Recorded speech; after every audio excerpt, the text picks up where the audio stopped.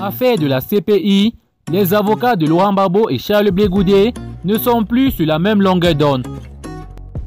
Mais avant tout, il vous suffit tout juste de vous abonner et d'activer la cloche de notification pour recevoir nos prochaines vidéos.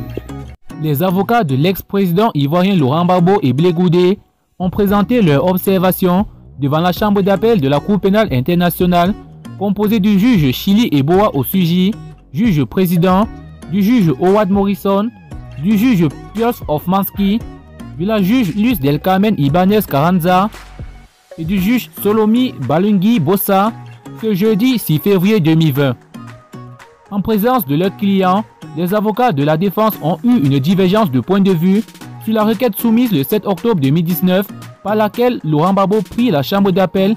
de réexaminer son arrêt du 1er février 2020 qui imposait des conditions à la mise en liberté de Laurent Gbagbo et Charles Blé Goudé après leur acquittement.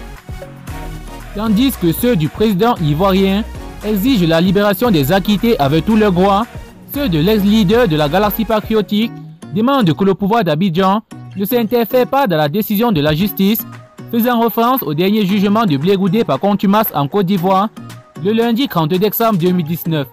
pour les faits de complicité de crime, de complicité de coups et de blessures volontaires, de complicité de violence et de voies de fait. Il serait important que la Cour lui impose des mesures qui garantiraient ses droits à participer à toute procédure d'appel sans aucune interférence des autorités de son pays, a plaidé M. Guet Jean-Alexander Snoop,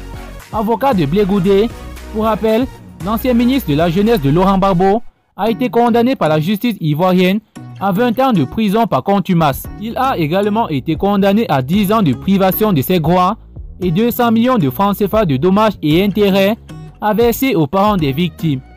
Des faits pour lesquels il a été jugé et acquitté par la CPI, estime son avocat.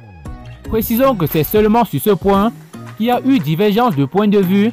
mais sur le reste des procédures, les avocats de Blé Goudé étaient en face avec ceux de Laurent Gbagbo. Acquittés le 15 janvier 2019 pour des crimes contre l'humanité, Laurent Gbagbo et Charles Blé Goudé restent néanmoins soumis à une série de conditions,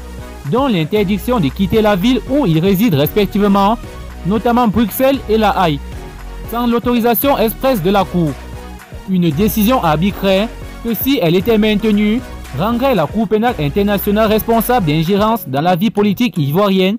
et d'interférence dans la réconciliation nationale, avaient déclaré les Ivoiriens. Notons que cet appel est distinct de l'appel du procureur contre l'acquittement prononcé par la Chambre de la première instance le 15 janvier 2019.